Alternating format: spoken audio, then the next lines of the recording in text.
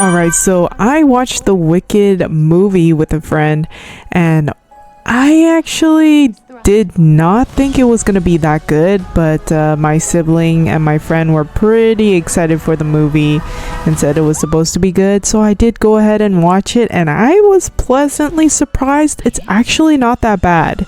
So this movie is 2 hours and 50 minutes, so that is one long movie. So if it was gonna be bad, man, I would just have to walk out because it is way too long. But actually, when I watched the movie, it didn't really feel long. It felt more like a 2 hour movie. But yeah, this movie was pretty good. So it is a musical, and I have never watched any musicals before, so I didn't really know what to expect. I didn't know there's probably going to be a lot of singing, so maybe it would be like a Disney movie or something. But yeah, there is quite a lot of singing, and I thought the songs were going to be pretty bad, and they're not the greatest. But I think the first half of the movie, the songs were pretty good, but then the second half of the movie, the songs started to sound pretty repetitive. But we're just gonna go through this trailer and just kind of so I can jog my memory of what happened. But this movie has some pretty interesting twists, and I just really love how it really explored a lot of the main characters' kind of background and stuff. And yeah, the main character is the Green Witch, so she's portrayed as the good guy here. But it starts off that the main character's dead.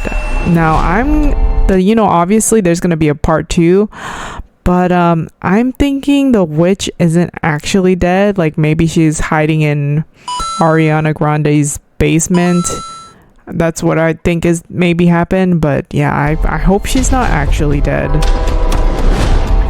And so this is the whole story before Dorothy. So this is their background and everything before Dorothy. So typically I don't like remakes because I just think it's really lazy, but this is the one time where I can be like, yeah, I can get behind this, because this is actually kind of exploring and creating a new story between the two fairies, and it's actually decent.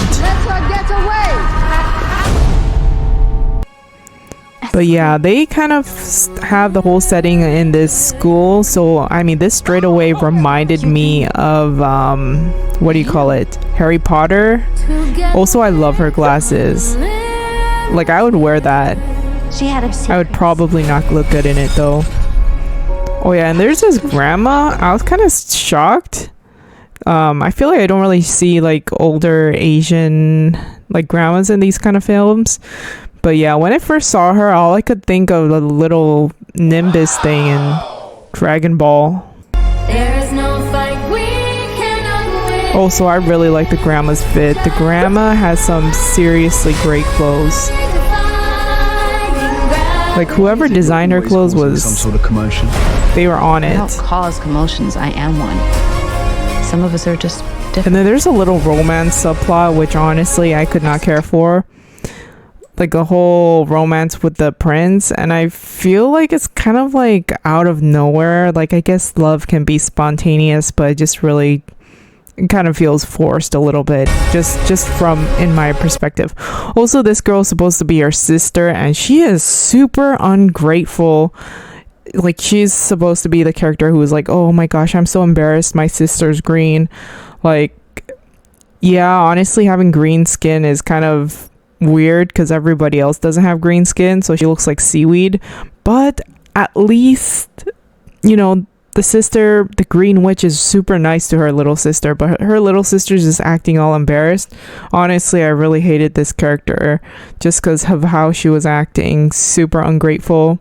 But I was pretty sad when the the SpongeBob guy, he got together with this girl for this dance because he was doing it on the request of his crush, which is Ariana Grande. And there's a whole scandal, but let's not get into that. But yeah, I really felt bad for her when he was dating her, just pitying her. I did not like that. Listen to me. You can do anything. Oh yeah, here they were doing some like weird dance that it seemed like she made up some kind of weird like animal dance thing. And I was thinking, okay, maybe this has some significance, in the past. Maybe she danced this dance with her mom, or was the animals taught it to her. But no, I mean, there was no explanation for her really weird dance. I guess she just made it up.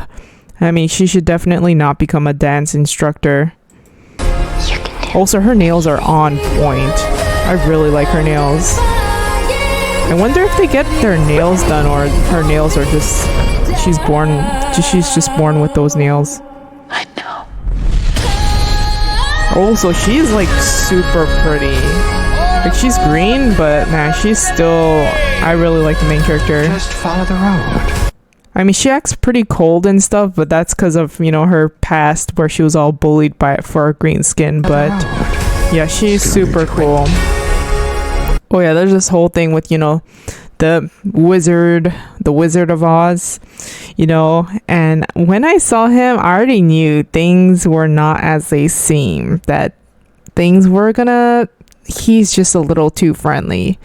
So actually, me and my friend were thinking, oh, this guy's maybe the father of the Green Witch, and that sounds completely ridiculous, but if you watch the movie, you'll kind of understand where that's coming from. But I guess he's not actually her father. I mean, there's no details on that yet, but besides that, there's like this whole like animal subplot. I mean, not even subplot, but basically it seems like they're trying to enslave and control all of the animals. So in Oz, all the animals can talk and they're intelligent. Like, some of them are like teachers or something, and these guys are like the warriors. But they're kind of basically being enslaved and then made not to talk, but just like used as slaves. And I thought that was a pretty interesting plot. Like, it makes sense, I guess. Like, they're trying to use animals, so maybe like a big strong ox would be a good, field worker, field plower and stuff. Like the whole dehumanization stuff. I feel like in a way the plot almost feels forced. I don't know why I feel that way, but that's just what I'm feeling. But I mean, I think they gave enough subtext and context on making that the plot. But yeah, for some reason I felt it was kind of forced. I'm not sure why I feel that way though. We've got a bunch of Wukongs, Monkey Kings looking guys. Wait, to bring folks but together. yeah, these soldiers gave them a lot of time, because there's this one part here where she's like trying to escape. So they're like both standing here, and these guards are like, oh, we found them, and they're like on the floor below. But the main character and Ariana Grande, they sang like two full separate songs, like two songs, while these guys were like on the floor right below them. And I was thinking, man, I mean, I know there's like, they give a bit of time, they kind of, maybe wait for them to finish, but it was just ridiculously long. Like, I would grow impatient. Just to give them a real good. But yeah, there's this whole plot with this like grimoire, and only certain people can do it, but of course the main character is OP and she's able to do it. I think that was a really cool revelation. And of course, Grandma, she's looking super on fleek. Like, she has the best costumes, and I love her hair, but it reminds me of a cloud in a good way. This guy's hair too. But yeah, Wicked Witch.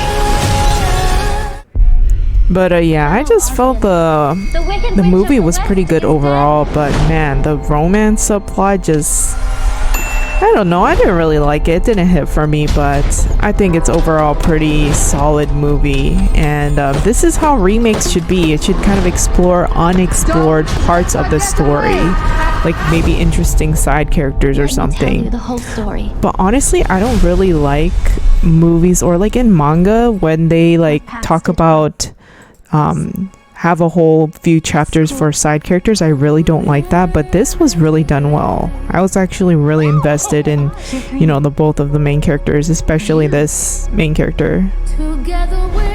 But yeah, that's my thoughts. Bye bye.